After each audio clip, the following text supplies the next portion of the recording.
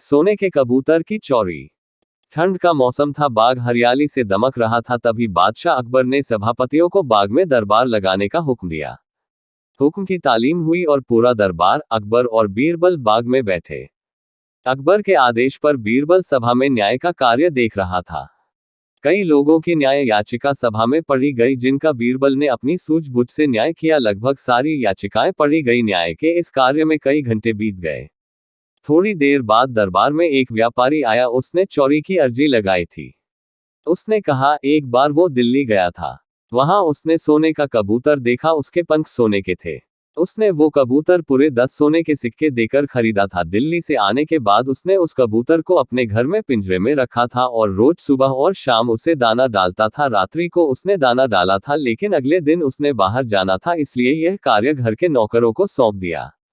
जब वह वापस आया तो कबूतर पिंजरे में नहीं था। अब उसे नौकरों पर शक है कि उन्होंने मेरे कबूतर को मार दिया, पर उसके पास कोई सबूत नहीं है। व्यापारी के शक के आधार पर घर के नौकरों को दरबार में लाया गया।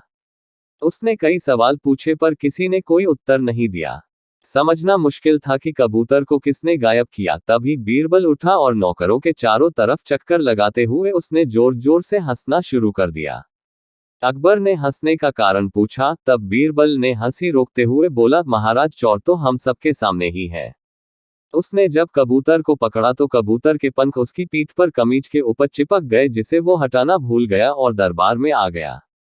बीरबल की बात सुनकर एक नौकर घबराया और उसने अपने हाथों को अपनी पीठ पर फेरकर जानने का प्रयास किया कि क्या उसकी कमीज पंख है। ऐसा करते उसे बीरबल ने देख लिया और झट से उसे आगे कर चोर के रूप में दरबार में पेश किया।